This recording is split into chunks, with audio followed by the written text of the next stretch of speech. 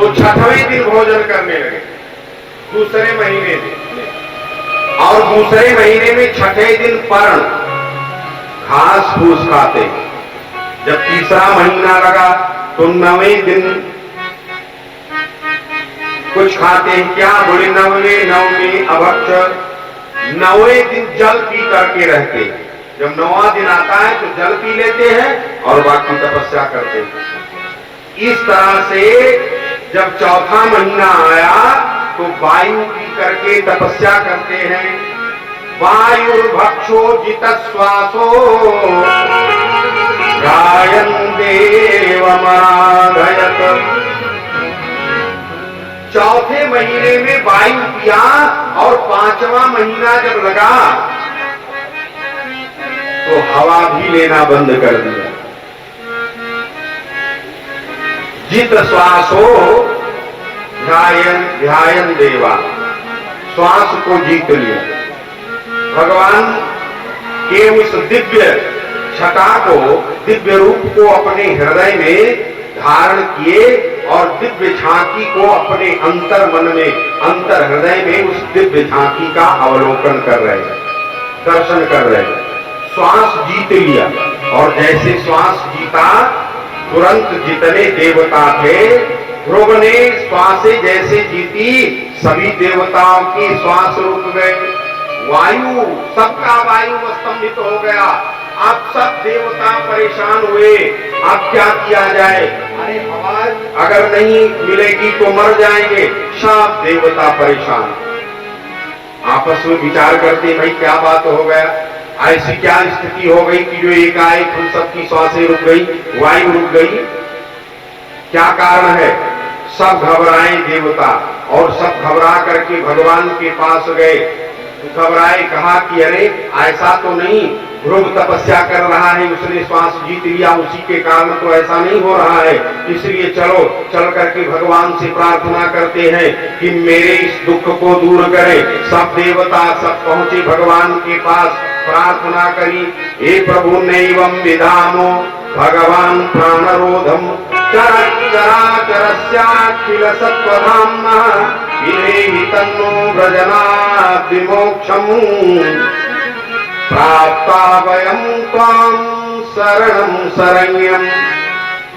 काहे प्रभु भगवान, समस्त अस्थावर जंगम जीवों के शरीर का प्राण एक साथ रुक गया, चाहे वो अस्थावर हो चाहे जंगम हो, समस्त जीवों का प्राण, प्राण अर्थात वायु ही तो प्राण है। वायु लेना बंद, प्राण समाप्त, तो कहां सचराचर अस्थावर जंगम जितने भी जीव हैं सबके प्राण रुक गए। ऐसा हमने पहले कभी अनुभव नहीं किया, इसलिए अब हम सब देवता मिलकर के आपके शरण में आए हैं, आपके शरण में आए हैं। आप मुझे इस दुख से छुटकारा दिलाइए। प्राप्तम वयं त्वां शरणं शरण्यम। वयं माने हम सब आपके शरण को प्राप्त हुए हैं, आपके पास आए हैं, इसलिए मेरे दुख को दूर करो। भगवान विष्णु ने कहा, देवताओं घबराओ नहीं। क्यों? बोले इसलिए मत घबराओ कि माभैष्टवालं तपसो दुरत्यया निवर्तयिष्ये प्रत्ययात् स्वधाम यतो हि वः प्राणनिरोधयासि गौतान पादर मयि संगतात्मा। देवताओं डरो मत, ये जो भी कुछ हो रहा है उसके विषय में मैं तुम्हें बताऊंगा। उत्तानपाद के पुत्र ध्रुव ने अपने चित्त को मुझ विश्वात्मा में लीन कर दिया। उसने अपने चित्त को मुझ विश्वात्मा में लीन कर दिया है। इस समय मेरे साथ उसकी अभेद धारणा सिद्ध हो गई है। मेरे साथ जो उसकी धारणा है, अभेद धारणा है, वह अभेद धारणा मेरे साथ सिद्ध हो गई है। इसलिए उसके प्राण निरोध से तुम सबका प्राण रुक गया है। अब तुम अपने अपने लोगों को जाओ, मैं उस बालक को इस दुस्तर तप से निवृत्त कर दूंगा, अर्थात इस दुस्तर तप से उसको मुक्ति दिलाऊंगा। मैं बहुत जल्दी उसके पास पहुंचने वाला हूं वरदान देने के लिए, आप लोग शांत रहिए। सब देवताओं को वापस किया, और जब वापस किया तो देवता सब चले गए। भगवान श्याम सुंदर तुरंत वहां से चले, पहुंच गए वृंदावन को, उस वृक्ष के नीचे जहां ये ध्रुव जी तपस्या कर रहे हैं। पहुंचे, देखा तो प्रेम के साथ ध्रुव बैठे, ध्रुव खड़े तपस्या कर रहे हैं, आंखें मूंदे हैं। भगवान जिस समय पहुंचे आवाज लगाई, अरे ध्रुव आंखें खोलो, मैं तुम्हें वरदान देने के लिए आया हूं। लेकिन ध्रुव ने आंखें नहीं खोली। एक बार आवाज लगाई, 2 बार, 3 बार, 4 बार, 5 बार, आंखें नहीं खोलते हैं। तो भगवान ने सोचा, अरे क्या बात, जिसके पास मैं पहुंचता हूं वरदान देने के लिए वो तुरंत मेरे चरणों में गिर पड़ता है, और इसको वरदान मांगने के लिए कहता हूं, इसके सामने खड़ा हूं, फिर भी ये मेरी तरफ नहीं देखता है, क्या बात है। भगवान समझ गए, अरे ये तो अपने हृदय में मुझ विश्वात्मा का दर्शन कर रहा है, इसलिए ये बाहर नहीं देख रहा है। भगवान तुरंत जिस रूप का दर्शन ध्रुव जी अपने अंतर जगत में कर रहे थे, उस रूप को, उस झांकी को खींच लिया, और जैसे खींच लिया तो जैसे किसी व्यक्ति की श्वास रुक जाती है तो छटपटाने लगता है, ऐसे जैसे वह रूप ध्रुव के अंदर से निकला, छटपटाया, आंखें खोला तो सामने वही रूप प्रकट है, वही रूप देख रहे। बोलिए विष्णु भगवान की जय, कृष्ण कन्हैया लाल की जय। ध्रुव जी को उन्हीं बाकी भगवान के उसी बाकी छटा का दर्शन, दिव्य दर्शन हो रहा है। आंखों के सामने प्रभु विराजमान है, प्रेम से ध्रुव देख रहे हैं। आप तो ध्रुव की स्तुति करना चाहते, ध्रुव जी स्तुति करना चाहते हैं, स्तुति करना चाहते तो हैं, लेकिन वाणी प्रस्फुटित नहीं होती। वाणी नहीं प्रस्फुटित होती है, क्यों वाणी नहीं प्रस्फुटित होती है? इसलिए वाणी नहीं प्रस्फुटित होती है कि कहीं ध्रुव पढ़ने तो गए नहीं थे, भाई किसी यूनिवर्सिटी में तो दाखिला किया नहीं था, किसी इंटर कॉलेज में तो पढ़ने गए नहीं थे, ध्रुव को कोई ज्ञान तो था नहीं, कैसे भगवान की स्तुति किया जाए। भगवान समझ गए ध्रुव स्तुति करना चाहता है, इसकी वाणी प्रस्फुटित नहीं होती है। तो भगवान ने जानते हो क्या किया, कृतांजलिं ब्रह्ममयेन मुना पस्पर्शबालं कृपया कपोले सातं विवक्षन्तं तद्विदं हरिः हरिः ज्ञात्वास्य सर्वस्य च हृदयवस्थितः। ध्रुव के हृदय की जो बात थी, अंदर की जो बात थी, वो भगवान समझ जाते। ये स्तुति करना चाहता है लेकिन इसकी वाणी प्रस्फुटित नहीं हो रही। तो भगवान ने क्या किया, उनके हाथ में 4 हाथ है ना भगवान के, शंख चक्र गदा पद्म लिए हुए हैं। तो अपने पांचजन्य शंख को लिया और लेकर के क्या किया, एक सातम विवक्षंत मतद्विजो हरि कृतांजलिं ब्रह्ममयेन मुना। पांचजन्य शंख को लिया और लेकर के ध्रुव के गाल से स्पर्श कराया। स्पर्शबालं कृपया कपोले कृतांजलिं ब्रह्ममयेन मुना। जैसे उस पांचजन्य शंख का स्पर्श कराया ध्रुव के गाल से, एकाएक ध्रुव जी की वाणी प्रस्फुटित हो गई। और जैसे ही वाणी प्रस्फुटित हुई, सा वै तदेव प्रतिपादिता गिरं दैवी परिज्ञात परात्म निर्णय तम भक्ति भावोऽभ्यगृणात् सत्वरं परिस्कृतो गुरुश्रवसं ध्रुवक्षिता। वेद वेदांत गीता उपनिषद षडंग वेद, समस्त वेदों का ज्ञान, उपनिषदों का ज्ञान, सब ज्ञान एकाएक ध्रुव को हो जाता है। वाणी प्रस्फुटित हो गई, ध्रुव जी हाथ जोड़ लिए, भगवान की स्तुति करने लगे। योऽन्तः प्रविश्य मम वाचमिमां प्रसुप्तां संजीवयत्यखिल शक्तिधरा स्वधाम्ना अन्यांश्च हस्त चरण श्रवण त्वगादीनि प्राण नमो भगवते पुरुषाय तुभ्यम। हे प्रभु, आप सर्वशक्तिमान हैं। आप ही मेरे अंतःकरण में प्रवेश करके मेरी सोई हुई वाणी को सजीव कर दिया है। मेरे सोई हुई वाणी को सजीव करते हैं आप, तथा मेरे हाथ पैर कान त्वचा आदि अन्यान्य जितनी इंद्रियाएं हैं, मेरे प्राण जो हैं, उनमें भी चेतना आपने कर दिया है। मैं आप सर्वांतर्यामी भगवान को प्रणाम कर रहा हूँ। कृपा की न होती जो आदत तुम्हारी, कृपा की न होती जो आदत तुम्हारी, तो सुनी रहती अदालत तुम्हारी, तो सुनी रहती अदालत तुम्हारी। कृपा की न होती जो आदत तुम्हारी, कृपा की न होती जो आदत तुम्हारी।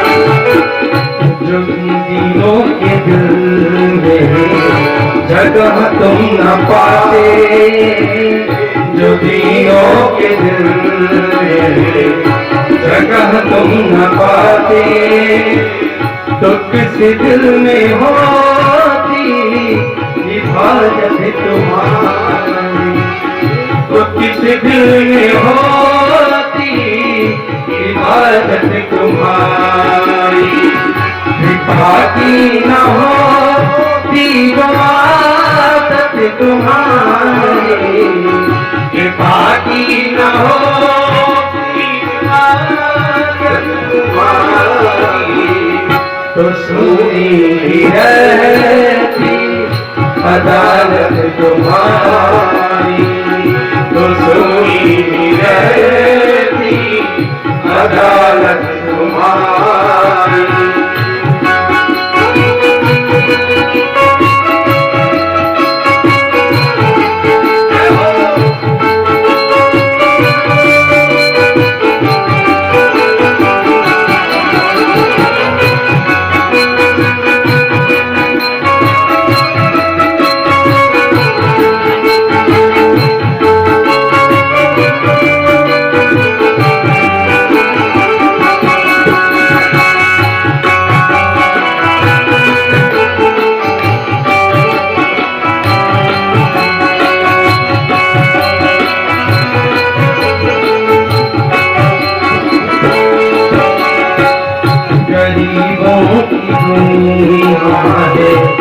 आबाद तुमसे गरीबों की दुनिया, आबाद तुमसे गरीबों से है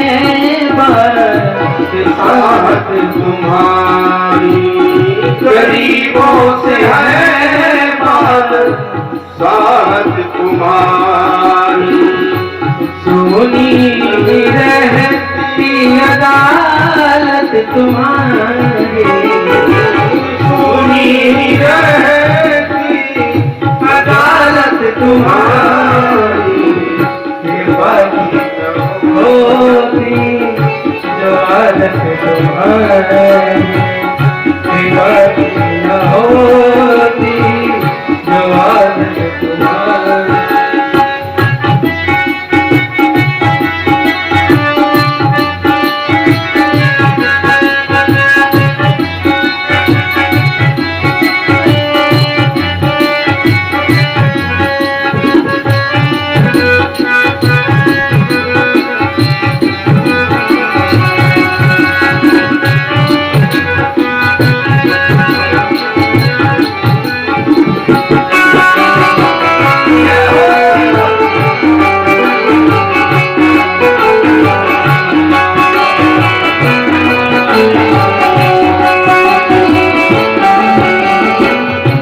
न मुजरिम ही होते न तुम होते हाकिम, न मुजरिम ही होते न तुम होते हाकिम, न घर घर में होती हिफाजत तुम्हारी, न घर घर में होती हिफाजत तुम्हारी।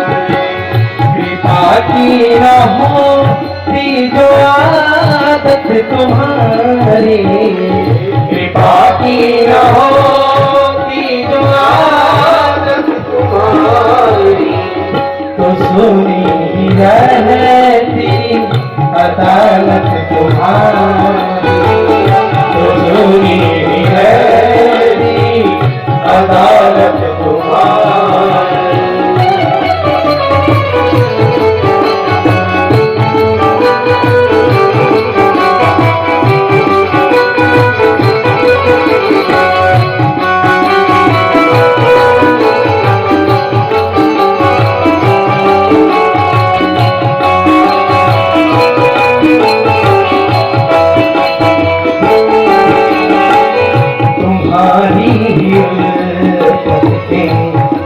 बिंदु है तुम्हारी उर्वत के एक बिंदु है, तुम्हारी उर्वत के दिग बिंदु है, तुम्हारी उर्वत के दिग बिंदु है। तुम्हें सौंपते हैं अमानत तुम्हारी, तुम्हें सौंपते हैं अमानत तुम्हारी, तो सुनी ही रहती अदालत तुम्हारी, तो सुनी ही रहती अदालत तुम्हारी। कृपा की न होती जो आदत तुम्हारी, कृपा की न होती जो आदत तुम्हारी, कृपा की न होती जो आदत तुम्हारी, कृपा की न होती जो आदत तुम्हारी, कृपा की न होती जो आदत तुम्हारी। और स्तुति करने के बाद ध्रुव की स्तुति से भगवान प्रसन्न हुए। प्रसन्न होते हैं, प्रसन्न होकर के ध्रुव जी से कहते हैं, ध्रुव जो चाहो तो वरदान मांगो, जो तुम्हारी इच्छा हो वो मुझसे वरदान मांग सकते हो। देखो एक बात ध्रुव जी चूक गए। जिस समय ध्रुव के समक्ष भगवान कृष्ण भगवान जब प्रकट हुए तो इनके मन में एक कामना थी, क्योंकि विमाता के द्वारा इनको जो चोट लगी थी वो बात इनके मन से नहीं निकल रही है। भगवान जब प्रकट हुए और प्रकट होकर इनसे कुछ कहने के लिए चले कि क्या चाहिए, क्योंकि भगवान तो आए थे ध्रुव को बहुत कुछ देने के लिए, लेकिन ध्रुव के अंदर तो केवल राज्य की बात थी, राज सिंहासन पर बैठने की बात उनके मन में। इसलिए भगवान ने उनको वही वरदान दिया कि जाओ ध्रुव 36,000 वर्ष तक तुम राज्य का उपभोग करो, और 36,000 वर्ष जब बीत जाएंगे उसके बाद तुम मेरे धाम को आएगा।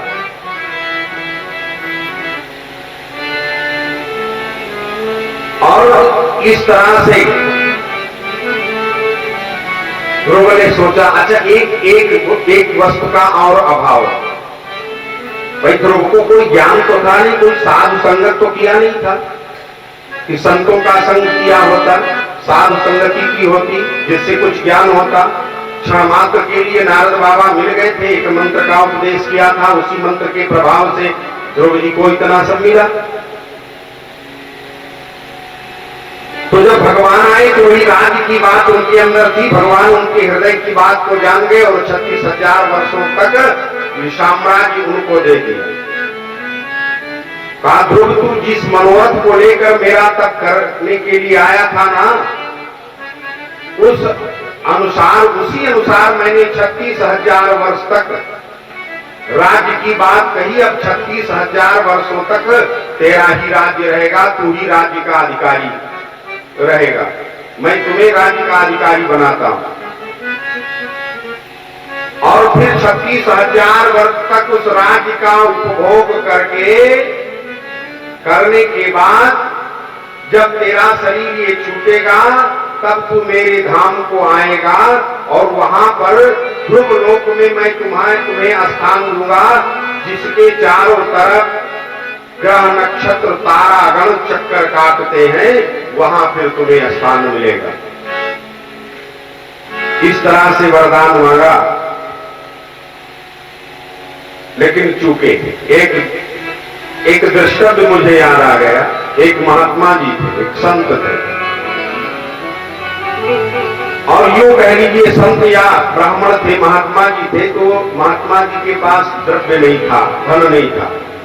तो एक बार उन्होंने सोचा कि मैं राजा के यहाँ जाऊं और राजा को कुछ वृंदावली वगैरह कुछ सुनाऊं, उससे प्रसन्न होकर के राजा से कुछ ले लूंगा, जब प्रसन्न हो जाएगा तो कुछ मांग लूंगा। अब महात्मा जी गए तो वो महात्मा जी राजा के पास ना जाकर के उन्होंने देखा गुरु नानक जी बैठे हैं, तो कहा ये तो सिद्ध संत हैं, इन्हीं के पास जाकर और इनकी सेवा शुश्रूषा करके इनको प्रसन्न कर लिया जाए, इनको कुछ कथा सुनाई दिया जाए, और जब कथा हम सुनाएंगे तो कथा के बाद दक्षिणा होगी और दक्षिणा में इनसे कुछ ले लिया जाएगा, ये तो बहुत कुछ दे देंगे, सिद्ध संत हैं। तो महात्मा जी गए गुरु नानक जी के आश्रम पर। गुरु नानक जी के आश्रम पर पहुंचे, गुरु नानक जी ने देखा संत आए, उनको बैठाया। महात्मा जी ने कहा कि महाराज मैं आपको कथा सुनाने आया हूं। गुरु नानक जी ने कहा तो भैया मुझे कथा सुनाओ। बड़ी अच्छी बात है, मुझे कथा सुनाने के लिए आया हूं तो बड़ी अच्छी बात है, कथा सुनाओ। अब कथा सुनाने लगे तो कथा जैसे आरंभ करी और जैसे कथा आरंभ करी तो गुरु नानक जी इतना प्रसन्न हो गए उनकी कथा सुन करके कि बीच कथा में ही उठ करके खड़े हो गए।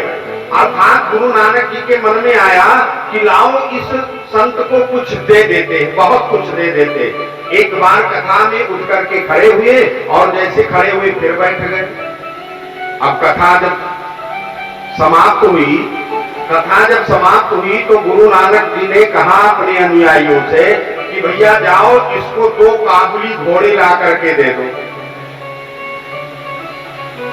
अब 2 काबुली घोड़ा जैसे आया महात्मा जी के सामने बांध दिया गया। महात्मा जी बहुत गदगद हुए, वाह 2 काबुली घोड़े मुझको मिल गए, ये तो बड़े अच्छे हैं, चलो कितनी दक्षिणा मुझे मिल गई।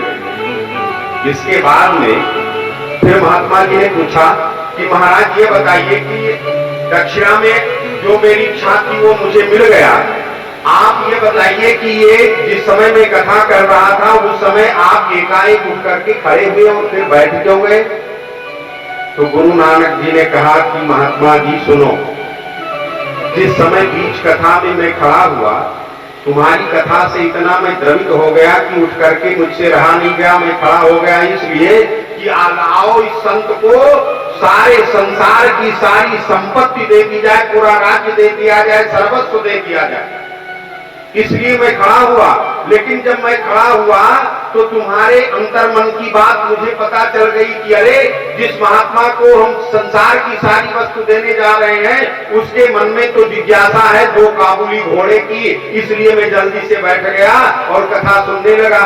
अब कथा आपने मुझे सुनाई, मैंने कथा सुनी, तुम्हारी कथा से मैं प्रसन्न हुआ और जो तुम्हारे मन में जिज्ञासा थी वो तुमको मैंने दे दिया। देने वाला तो मैं बहुत कुछ था, संसार का राज्य मैं तुम्हें देता। अब तो महात्मा जी बहुत दुखी हुए। ठीक उसी प्रकार से ध्रुव जी के पास जब भगवान आए, नारायण श्री हरि आए, तो श्री हरि सर्वस्व बहुत कुछ देना चाहते थे, लेकिन ध्रुव के अंतर जगत की बात, अंतर्मन की बात को भगवान समझ गए और समझकर यही सोचा कि ध्रुव ने धन के लिए, राज के लिए मेरी तपस्या की है, इसलिए सबसे पहले इसे राजगद्दी पर बैठाना है। और कहा जाओ ध्रुव, 36,000 वर्षों तक इस पृथ्वी का राज्य करोगे और 36,000 वर्ष तक राज्य का उपभोग करने के बाद जब तुम्हारा ये शरीर छूटेगा तो तुम मेरे लोक अर्थात ध्रुव लोक को आओगे, जहां चारों तरफ तारागण, नक्षत्र, चंद्रमा, तारागण जो जहां चारों तरफ चक्कर लगाते हैं, ऐसे दिव्य धाम की तुमको प्राप्ति होगी। उस दिव्य धाम में तेरा निवास होगा। ध्रुव जी बहुत चिंतित हुए।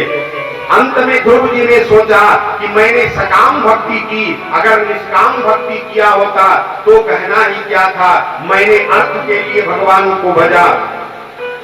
और इसके बाद ध्रुव जी को वरदान देकर भगवान अपने धाम को चले गए।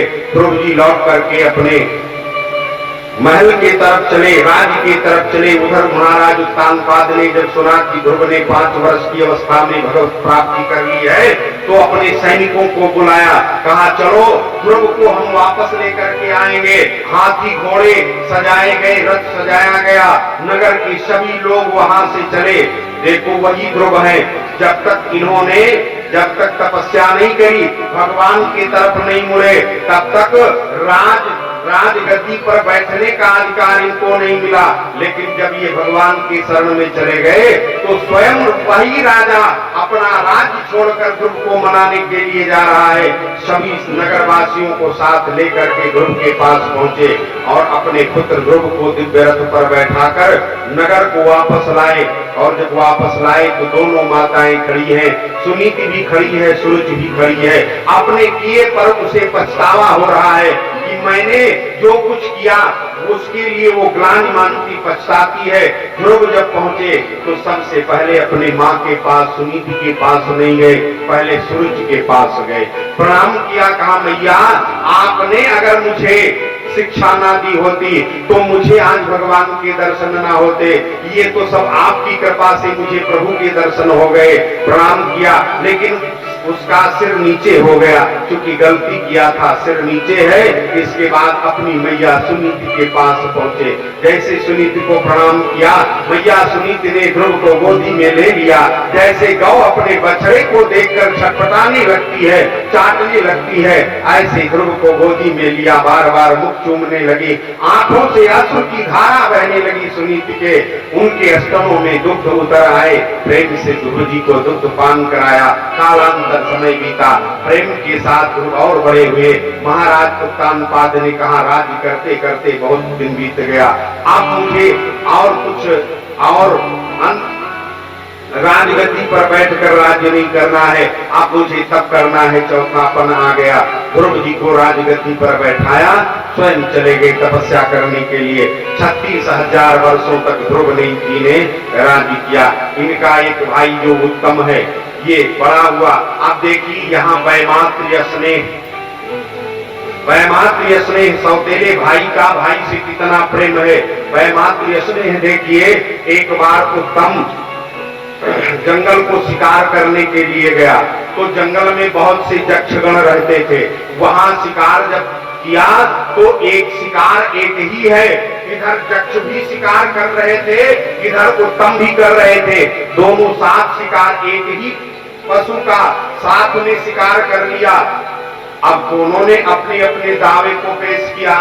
उत्तम कहते हैं कि इसका शिकार मैंने किया, यक्ष कहते हैं नहीं, मेरे बाण से ये मारा गया। बात बढ़ गई। बात इतनी बढ़ी कि यक्ष और उत्तम का युद्ध हुआ। उत्तम को यक्षों ने मार दिया, यक्षों के द्वारा उत्तम मार दिया गया। ये बात जब चारों तरफ फैली, महाराज ध्रुव को ये बात पता चली कि मेरे भाई को यक्षों ने मारा, तो अपनी